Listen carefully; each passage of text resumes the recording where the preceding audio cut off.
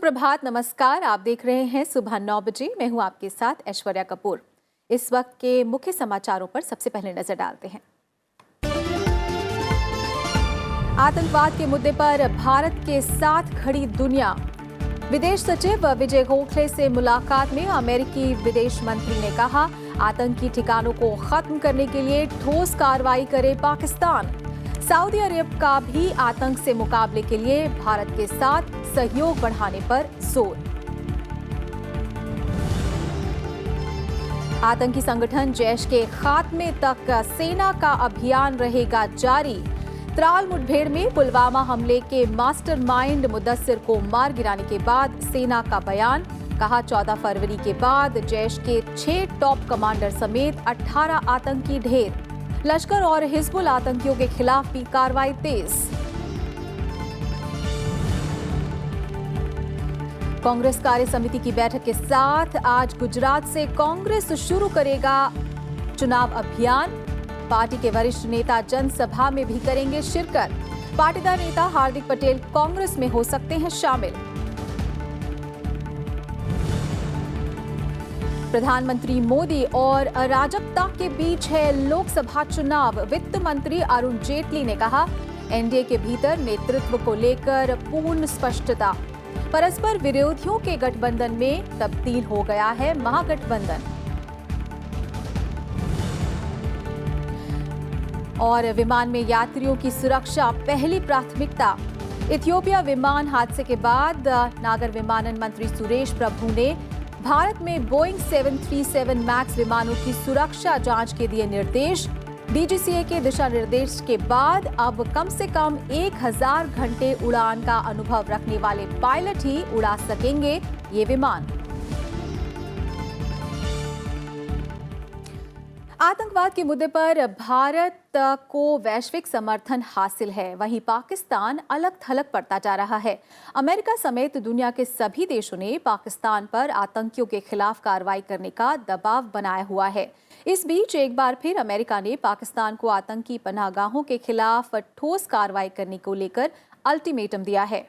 Washington में विदेश सचिव विजय गोखले और अमेरिकी विदेश मंत्री माइक पॉम्पियो के बीच हुई वार्ता में भारत और अमेरिका इस बात पर सहमत हुए कि पाकिस्तान आतंकवादी ढांचे को खत्म करने के लिए कार्रवाई करे और अपनी सरजमीन पर सभी आतंकी संगठनों को पनाह देना बंद करे।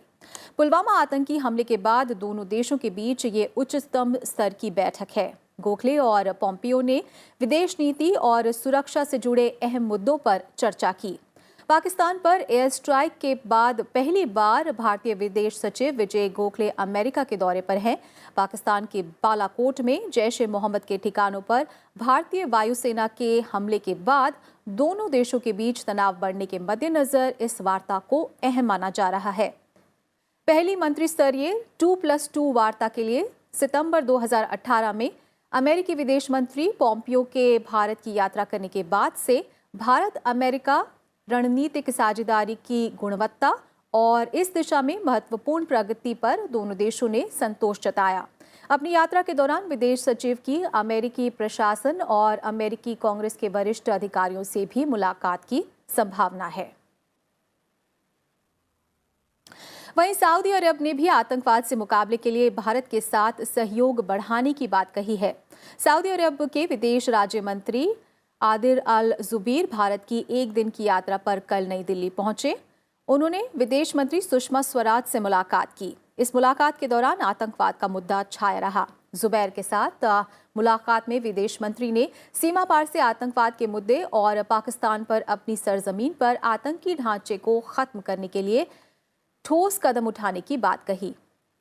एक पखवाड़े के दौरान इन दोनों नेताओं ने की ये तीसरी बैठक है। पिछले महीने अबू धाबी में इस्लामी देशों के सहयोग संगठन OIC की बैठक के दौरान भी दोनों नेताओं ने मुलाकात की थी। जुबैर ने प्रधानमंत्री नरेंद्र मोदी से भी मुलाकात की। दोनों नेताओं ने द्विपक्षीय मुद्दों पर चर्चा की। सभी तरह के आतंकवाद के खिलाफ लड़ाई में भारत के प्रति पूरी एकजुटता दिखाने के लिए प्रधानमंत्री ने सऊदी अरब के नेतृत्व का शुक्रिया अदा किया।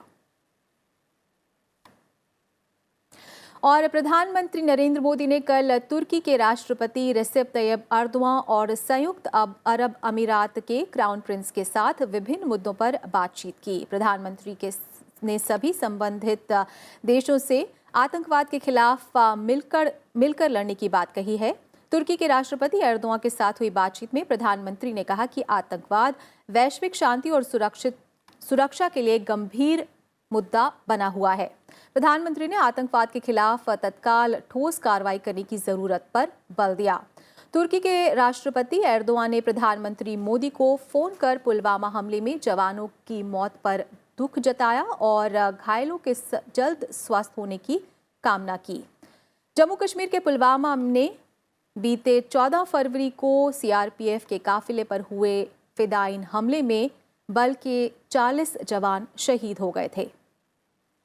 और प्रधानमंत्री नरेंद्र मोदी ने यूएई के क्राउन प्रिंस शेख मोहम्मद बिन जायद अल नाहयान के साथ भी टेलीफोन पर बातचीत की। दोनों नेताओं ने सभी क्षेत्रों में मजबूत होते द्विपक्षीय सहयोग पर खुशी जताई। दोनों नेताओं ने आपसी रणनीतिक संबंधों को और मजबूत बनाने की प्रतिबद्धता भी दोहराई। और बांग्लादेश की प्रधानमंत्री शेख हसीना ने भी दोहराया है कि उनकी सरकार किसी भी आतंकवादी संगठन को अपने देश की भूमि का इस्तेमाल नहीं करने देगी। शेख हसीना ने वीडियो कॉन्फ्रेंसिंग के जरिए प्रधानमंत्री मोदी के साथ बांग्लादेश में 4 परियोजनाओं का संयुक्त रूप से उद्घाटन करने के बाद कहा कि बांग्लादेश द्विपक्षीय, क्षेत्रीय और बहुपक्षीय सहयोग के जरिए दक्षिण एशियाई क्षेत्र से आतंकवाद का नामो निशान मिटाने के लिए प्रतिबद्ध है। उन्होंने कहा कि कट्टरपंथ का प्रसार न केवल दोनों देशों के लिए बल्कि पूरे क्षेत्र के लिए एक गंभीर खतरा है और भारत बांग्लादेश ने पिछले साल आतंकवाद विरोधी सहयोग बढ़ाने का संकल्प लिया था। हसीना ने कहा कि वो द्विपक्षीय, क्षेत्रीय और बहुपक्षीय सहयोग के जरिए क्षेत्र से आतंकवाद की समस्या को जड़ से खत्म करने के संकल्प पर कायम है। और सेना ने साफ किया है कि आतंकी संगठन जैश-ए-मोहम्मद के खात्मे तक अभियान जारी रहेगा। त्राल मुठभेड़ में पुलवामा हमले के मास्टरमाइंड मुदस्सिर को मार गिराने के बाद सेना ने बताया कि 14 फरवरी के बाद से जैश-ए-मोहम्मद के 6 टॉप कमांडर समेत 18 आतंकी मारे जा चुके हैं। साथ ही लश्कर और हिजबुल आतंकियों के खिलाफ भी कार्रवाई तेज कर दी गई है। जम्मू कश्मीर में सुरक्षा बलों के साथ मुठभेड़ में कल जैश कमांडर और पुलवामा आतंकी हमले का मास्टरमाइंड मुदस्सिर मारा गया। सुरक्षा बलों ने कल दक्षिण कश्मीर के पुलवामा जिले के त्राल इलाके के पिंगलिश में घेराबंदी की और तलाशी अभियान शुरू किया। आतंकियों की ओर से गोलीबारी करने पर सुरक्षा बलों ने 2 आतंकियों को मार गिराया। I would like to assure once again that operations against the foreign terrorists and the JM leadership will continue till we eliminate all of them. It's not that we have stopped looking at Lashkar and Hizbul Mujahideen. As I told you earlier, we have killed 2 of Lashkar and 2 of HM terrorists in these 3 weeks, and they are very much on our radar. And only thing is, we lay more focus on the Jaish-e-Mohammed for the obvious reason, so that they are not able to repeat an incident like that. Notwithstanding that, Lashkar and HM and other tanzeems operating in the valley, they are very much on our radar, and the actions are being taken against them. And we have eliminated 18 terrorists so far in last 21 days. Out of them, 14 being from JEM, and 6 of them, they are main commanders. And we have also eliminated JEM's second commander, Mudassir, who was active for more than a year now and was the main conspirator in the National Highway convoy attack on the CRPF convoy. और CRPF का कहना है कि पुलवामा आतंकी हमले में शामिल किसी भी शख्स को छोड़ा नहीं जाएगा। We are working in close coordination with the National Investigative Agency, the NIA, and I'm sure sooner than later the rest of these players who are involved in this attack on our convoy shall be dealt with. That's all. और अब खबरें चुनाव से जुड़ी।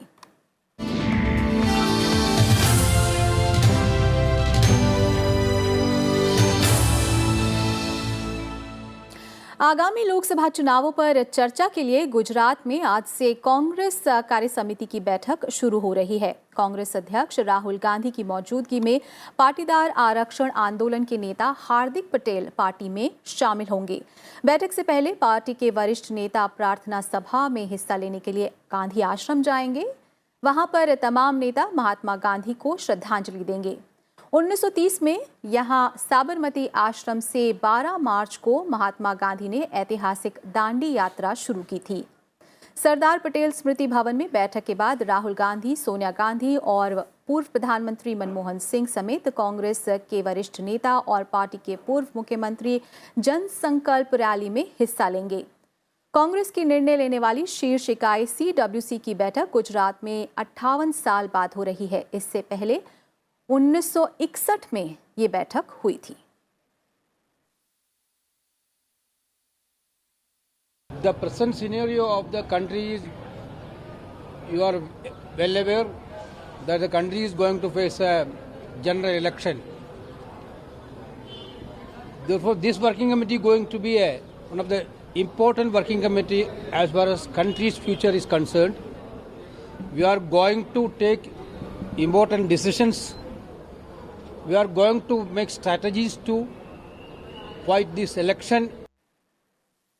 और ज्यादा जानकारी के लिए सीधे चलते हैं हमारे संवाददाता विशाल दहिया के पास। विशाल, आगामी लोकसभा चुनावों पर चर्चा के लिए गुजरात में आज से कांग्रेस कार्य समिति की बैठक शुरू हो रही है। क्या ताज़ा जानकारी है और कितनी अहम है ये बैठक? देखिए, ये काफी अहम बैठक है क्योंकि कांग्रेस की जो सबसे ऊंची समिति है फैसला लेने वाली, यानी कि सबसे बड़ी जिसे कहा जाए समिति, वो है कांग्रेस कार्य समिति। और इस समिति में पार्टी के जो बड़े नेता हैं वो मिल बैठकर पार्टी की रणनीति तय करते हैं। और खासतौर पे अब चुनाव का माहौल है, चुनाव का आगाज हो चुका है, चुनावी तारीखों का ऐलान हो चुका है। और ऐसे समय में जो मुख्य विपक्षी दल है कांग्रेस, उसके लिए जरूरी है कि वो किन मुद्दों को लेकर आगे बढ़ना चाहती है और उसके साथ ही किन जो साथी राजनीतिक दल हैं उनके साथ किस तरह का गठबंधन बना सकती है। ये सब वो मुद्दे हैं जिनको लेकर कांग्रेस के जो बड़े नेता हैं, यानी कि जो कार्य समिति के सदस्य हैं, वो सब आज इस पर चिंतन करेंगे। और दो ऐसे प्रस्तावों के पारित होने की उम्मीद है जिनमें देश के जो ताजा राजनीतिक हालात हैं उन पर कार्य समिति एक प्रस्ताव पारित कर सकती है। और उसके अलावा किस तरह से जो पार्टी के चुनावी रणनीति है गठबंधन को लेकर और मुद्दों को लेकर, उस पर भी जो दशा और दिशा है वो पार्टी तय कर सकती है। इसके अलावा अब काफी महत्वपूर्ण देखने लायक ये रहेगा कि कांग्रेस अध्यक्ष राहुल गांधी, उनकी बहन प्रियंका, वो जब से एक्टिव राजनीति में आई हैं उनके लिए ये पहली जो कांग्रेस कार्य समिति है उसकी बैठक होगी। एक पार्टी के महासचिव के तौर पर वो इसमें शामिल होंगी और इसके बाद उम्मीद है कि एक जो रैली कांग्रेस अध्यक्ष संबोधित करेंगे उसमें भी हिस्सा लेंगी। तो सबकी निगाहें, खासतौर पे जो कांग्रेस पार्टी के कार्यकर्ता हैं और नेता हैं, उनकी निगाहें इस पर रहेंगी कि किस तरह की कहा जाए कि बयान या किस तरह की जो डायरेक्शन है वो ये जो दो बड़े नेता हैं पार्टी के, इनकी तरफ से उनको मिलती है। खासतौर पे अब जब जो लोकसभा चुनाव है उसकी शुरुआत, उसका आगाज हो चुका है। जी, बहुत बहुत धन्यवाद इस तमाम जानकारी के लिए विशाल आपका। और दिल्ली में कांग्रेस बूथ कार्यक्रम में पार्टी अध्यक्ष राहुल गांधी ने विवादित बयान दिया है। पुलवामा आतंकी हमले पर मोदी सरकार को घेरने के चक्कर में राहुल गांधी ने तंज कसते हुए आतंकी मसूद अजहर को जी कहकर संबोधित किया। इससे बीजेपी को कांग्रेस पर निशाना साधने का मौका दे दिया। बीजेपी ने कहा है कि राहुल गांधी ने अपनी टिप्पणी से देश को शर्मिंदा किया है। आपको याद होगा जब इनकी पिछली सरकार थी तो एयरक्राफ्ट में मसूद अजहर जी के साथ बैठकर कांदाहार में हवाले करके आ गए थे। राहुल गांधी ने अपने भाषण में मसूद अजहर जी कहा है। किसको? जो एक दुनिया का बड़ा आतंकवादी है। किसको? जिसने सैकड़ों हिंदुस्तानियों की आतंकवाद में हत्या करवाई है। किसको? जिसने कई हमारे सेना के जवानों को बलिदान करवाया है। ऐसे आतंकवादी को, ऐसे हत्यारे को उन्होंने आज मसूद अजहर जी कहा है। हमें लगता था कि राहुल गांधी अपनी गलती का एहसास कर माफी मांगेंगे, लेकिन उनके इर्द गिर्द जो दरबारी हैं उन्होंने इसको जस्टिफाई किया है। मैं राहुल गांधी की भर्त्सना करता हूं, पूरे कांग्रेस पार्टी की भर्त्सना करता हूं, और देश के सामने हम कांग्रेस पार्टी को और बेनकाब करेंगे जिस तरह से इन्होंने देश की पूरी भावना आतंकवाद के खिलाफ लड़ाई का बहुत बड़ा तिरस्कार किया है और अपने वक्तव्य से, अपनी टिप्पणी से देश को शर्मिंदा किया है। और लोकसभा चुनाव की तारीखों के ऐलान के बाद केंद्रीय वित्त मंत्री अरुण जेटली ने ब्लॉग के जरिए विपक्षी गठबंधन पर निशाना साधा है। उन्होंने कहा है कि महागठबंधन प्रतिद्वंदी राजनीतिक दलों का आत्मघाती गठजोड़ है और लोकसभा चुनाव में लोगों को मोदी या अराजकता में से एक का चयन करना है। अरुण जेटली ने आगामी आम चुनाव को मोदी यानी निष्ठता बनाम अराजकता के बीच होने वाला चुनाव बताया है। उन्होंने कहा है कि देश के सत्ताधारी पक्ष के पास एक ऐसा नेतृत्व है जिस पर लोगों को भरोसा है, जिसको जनता ने परखा हुआ है, जिसने देश को विकास के पथ पर आगे बढ़ाया है। वहीं दूसरी तरफ विपक्षी दलों के पास ऐसा कोई चेहरा नहीं है। विपक्ष के इन दलों में नेतृत्व को लेकर भी असमंजस की स्थिति है। लोकसभा चुनाव की घोषणा होने के साथ ही भारतीय जनता पार्टी के चुनाव अभियान में तेजी आ गई है। पार्टी दफ्तर में जहां लोगों की आनंद बढ़ गई है, तो वहीं बीजेपी ने अब की बार फिर मोदी सरकार के साथ विकास के मुद्दे के साथ चुनावों में उतरने की बात कही है। पार्टी के राष्ट्रीय महामंत्री अरुण सिंह ने कहा है कि मजबूत नेतृत्व बीजेपी की सबसे बड़ी ताकत है। माननीय प्रधानमंत्री के अब की बार मोदी सरकार के नारे के साथ भारतीय जनता पार्टी नरेंद्र मोदी के नेतृत्व में 2014 के लोकसभा चुनाव में सत्ता में आई थी। इस बार पार्टी ने अब की बार फिर मोदी सरकार और मोदी है तो मुमकिन है का नारा दिया है। भारतीय जनता पार्टी के राष्ट्रीय महामंत्री अरुण सिंह के मुताबिक इस चुनाव में पार्टी का सबसे बड़ा मुद्दा विकास का है और नरेंद्र मोदी जैसे मजबूत नेतृत्व के सहारे पार्टी दोबारा केंद्र में वापसी की राह देख रही है।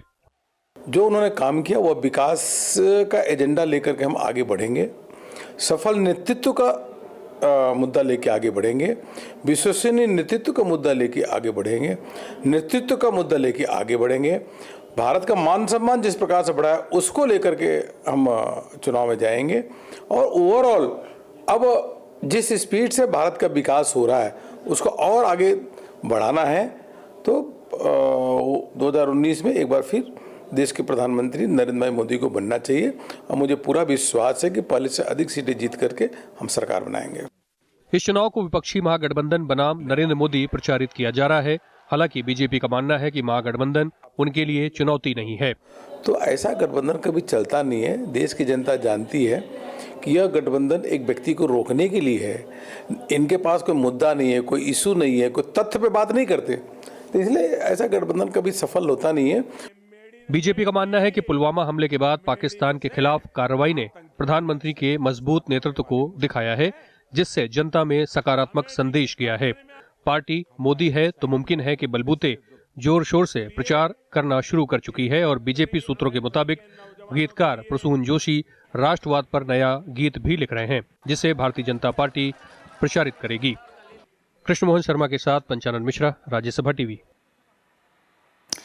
तृणमूल कांग्रेस प्रमुख ममता बनर्जी ने आगामी लोकसभा चुनावों के लिए उम्मीदवारों की सूची पर फैसला करने के लिए अपने आवास पर आज बैठक बुलाई है। आज दोपहर तक उम्मीदवारों की सूची जारी हो सकती है। पार्टी लोकसभा चुनाव में 10 से 12 नए चेहरों को मौका दे सकती है। पश्चिम बंगाल में 42 लोकसभा सीटों के लिए चुनाव 11 अप्रैल से शुरू होंगे और 19 मई तक 7 चरणों में मतदान होगा। चुनाव आयोग ने रविवार को इसकी घोषणा की थी। वहीं रमजान महीने में लोकसभा चुनाव को लेकर जारी विवाद के बीच चुनाव आयोग ने कहा है कि शुक्रवार के दिन वोटिंग नहीं रखी गई है। चुनाव आयोग ने कहा कि रमजान के समय चुनाव रखे गए हैं क्योंकि चुनाव पूरे महीने नहीं हो ऐसा नहीं हो सकता था। हालांकि मुख्य त्योहार की तारीख और शुक्रवार के दिन को वोटिंग के लिए नहीं रखा गया। और अगर आप दिव्यांग हैं और पोलिंग बूथ तक जाने में लाचार हैं तो घर से बूथ तक आपके लिए गाड़ी का इंतजाम होगा। इतना ही नहीं, आम नागरिक भी चुनाव के दौरान हो रही गड़बड़ी की शिकायत सीधे एक ऐप पर जाकर कर सकते हैं।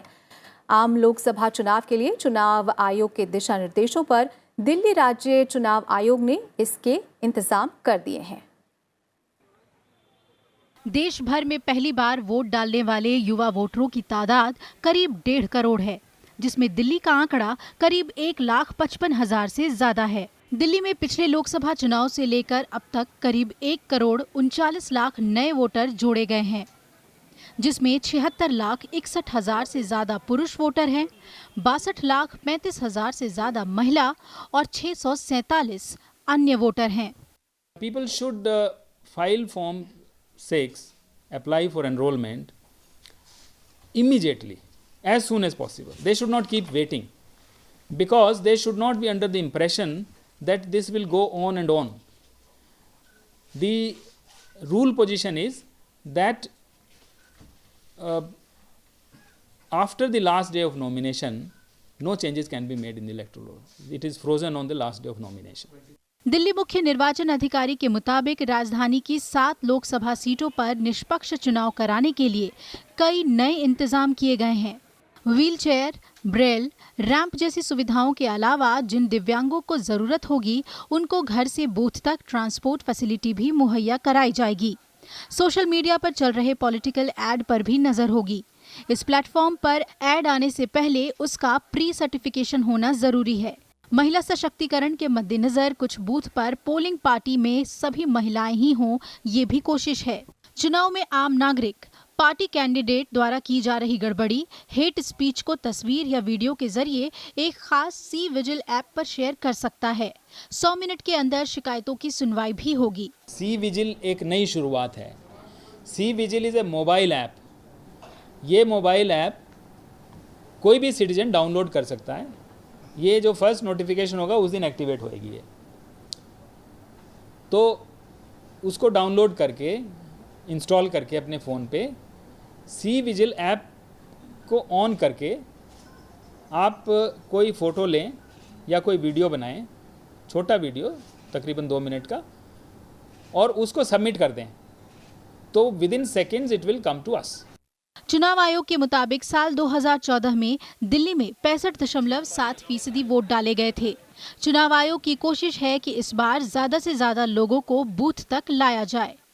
अनु दीवान, राज्यसभा टीवी। और सोशल मीडिया प्लेटफॉर्म जैसे फेसबुक, ट्विटर पर फेक न्यूज़ और चरमपंथ के प्रचार प्रसार को रोकने के लिए भारत सरकार लगातार कोशिशें करती आई है और आम चुनाव 2019 की घोषणा के साथ ट्विटर ने भी पॉलिटिकल विज्ञापनों के लिए नई नीति का ऐलान कर दिया है। इस नीति के मुताबिक किसी भी राजनीतिक पार्टी या उम्मीदवार को ट्विटर पर अपना विज्ञापन देने से पहले सर्टिफिकेट लेना होगा। आम चुनाव के ऐलान के बाद देश में लोकतंत्र के त्योहार की शुरुआत हो चुकी है। रैलियां, भाषण, पब्लिक मीटिंग से प्रचार के पारंपरिक तरीकों के साथ सोशल मीडिया भी प्रचार का एक अहम माध्यम बन गया है। सोशल मीडिया कंपनी ट्विटर ने लोकसभा चुनाव 2019 के लिए नई ट्विटर एड पॉलिसी की घोषणा की है। इस पॉलिसी का मकसद ट्विटर प्लेटफॉर्म पर दिखाए जाने वाले राजनीतिक विज्ञापनों से पारदर्शिता लाना है, जिसके तहत कोई भी ऐड जो पॉलिटिकल पार्टी द्वारा दिया जाए या एक पॉलिटिकल कैंडिडेट द्वारा दिया जाए या किसी पॉलिटिकल पार्टी या कैंडिडेट को सपोर्ट करते हुए दिया जाए, उस ऐड को एक विशेष रूप से फ्लैग किया जाएगा। उसको सिर्फ चिन्हित लोग ही दे सकते हैं और इसके लिए लोगों को रजिस्टर करना पड़ेगा ये ऐड डालने के लिए। तो उनको अपने इलेक्शन, या तो पार्टी है तो उसको सर्टिफिकेट के साथ, अपने अगर कोई कैंडिडेट है तो उसको अपने सर्टिफिकेट के साथ, या अगर कोई इंडिविजुअल है जो किसी पार्टी या कैंडिडेट को सपोर्ट कर रहा है तो उसके जो प्रॉपर डॉक्यूमेंटेशन है उसके बाद देने के बाद ही वो ऐसे ऐड डाल पाएंगे। नई ट्विटर एड पॉलिसी के मुताबिक किसी भी राजनीतिक पार्टी या नेता को ट्विटर पर विज्ञापन देने के लिए सर्टिफिकेट लेना होगा। सर्टिफिकेट लेने के लिए उसे 3 दिन पहले आवेदन करना होगा। चुनाव आयोग की मुहर के बाद ही राजनीतिक पार्टी या नेता ट्विटर पर अपना विज्ञापन दे सकते हैं। इस पॉलिसी के जरिए कोई भी व्यक्ति विज्ञापन पारदर्शिता, केंद्र की मदद से किसी भी पार्टी या उम्मीदवार का समर्थन, ट्विटर पर दिखाए जाने वाले विज्ञापन, बिलिंग की जानकारी, विज्ञापन व्यय और टारगेटिंग डेमोग्राफिक डेटा की जानकारी अगले 7 दिन तक ले सकता है। ट्विटर ने यह भी कहा है कि भारत में रहने वाला उनका कोई भी एम्प्लॉई ये चीज़ निर्धारित नहीं करेगा। अभी कुछ दिन पहले उनको संसद ने बुलाया था, प्रिविलेज एक्शन कमेटी ने उनको एक नोटिस भी दिया था, तो उन्होंने ये क्लियर किया कि भारत में हम निर्धारित नहीं करते, इसको हम अमेरिका में निर्धारित करते हैं। तो मतलब अमेरिका में बैठ करके लोग निर्धारित करेंगे कि भारत में चलने वाला कौन सा एड पॉलिटिकल है और नहीं है। ट्विटर की ये एड पॉलिसी अमेरिका के मध्यावधि चुनाव में लागू की गई थी, जिसके बाद इसे यूरोपियन यूनियन और अब भारत में लागू की गई है। ट्विटर जल्द ही इस पॉलिसी को ऑस्ट्रेलिया में चुनावों में भी लागू करेगा। अनु दीवान, राज्यसभा टीवी।